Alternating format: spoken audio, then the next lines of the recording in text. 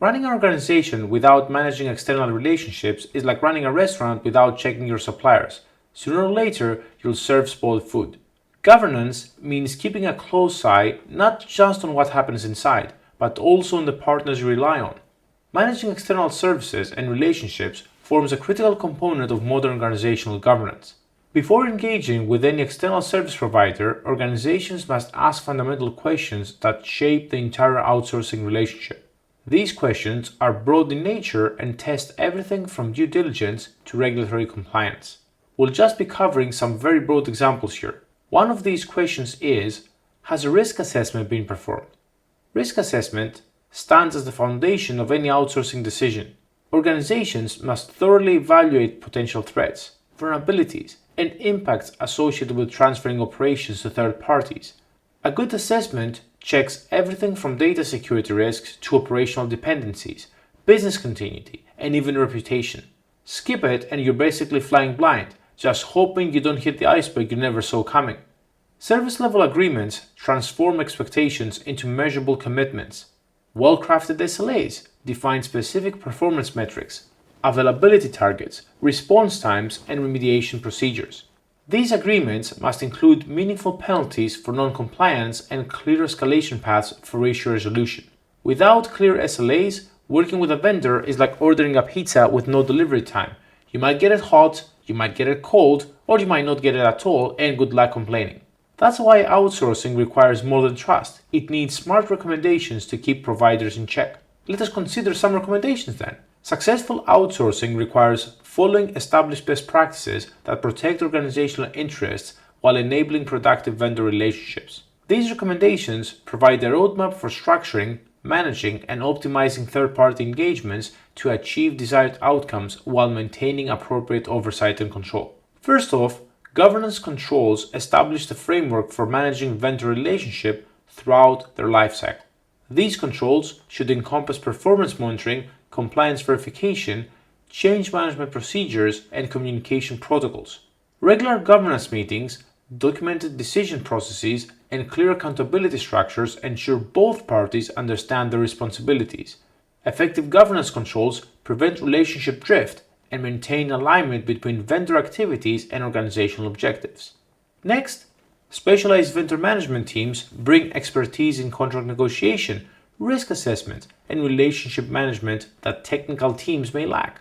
These professionals understand market rates, standard terms, and negotiation tactics that protect organizational interests. Their involvement ensures contracts address security requirements, compliance obligations, and operational needs, while avoiding unfavorable terms that could create future liabilities or limit flexibility. Another thing to keep in mind is that change management procedures prevent confusion and maintain service stability when modifications are necessary. Furthermore, organizational risk assessments must expand beyond internal boundaries to encompass the entire supply chain. Third parties introduce unique risks through their own vulnerabilities, business practices, and even subcontract relationships. Finally, it's important to consider the total cost of ownership. It extends far beyond initial contract prices to encompass implementation costs, ongoing management overhead, transition expenses, and potential risk-related costs. It's like buying a used car that looks cheap until you factor in gas, insurance, and constant repairs. Total cost of ownership reveals the real price tag behind vendor deals. With that frugal idea in mind, let's take a look at third-party reporting. Third-party reporting provides independent validation of vendor controls and practices through standardized frameworks.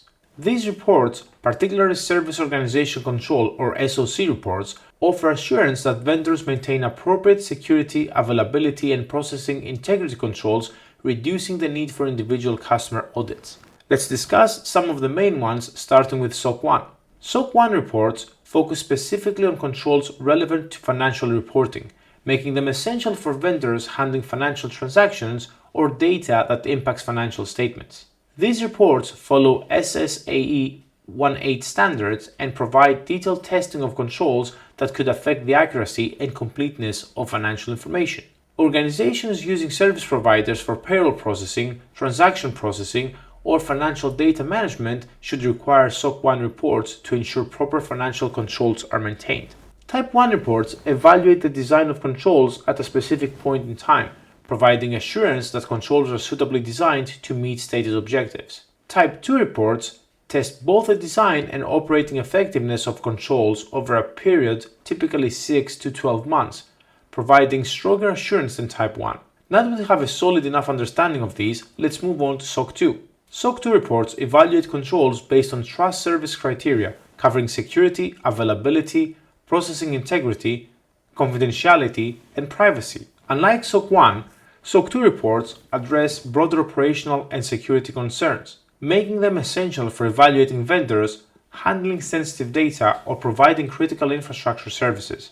Organizations should review which trust service criteria are included in each report. It has a fairly similar breakdown of Type 1 and Type 2 reports. Type 1 SOC 2 reports assess whether security controls are properly designed at a point in time, offering initial validation of a vendor's control environment.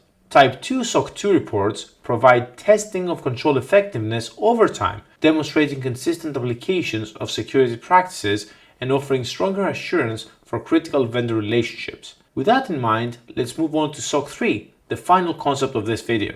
SOC 3 reports provide general use summaries of SOC 2 findings, designed for public distribution without revealing detailed control descriptions or testing procedures. Think of them this way: SOC 2 is a novel, SOC 3 is the movie trailer, shorter, flashier, and built to impress customers without drawing them in details. Organizations should recognize that SOC 3 reports provide limited detail for risk assessment purposes and may need to request SOC 2 reports for critical vendors requiring deeper evaluation. And that is a high-level review of management of external services and relationships within Domain 3, covering the most critical concepts you need to know for the exam.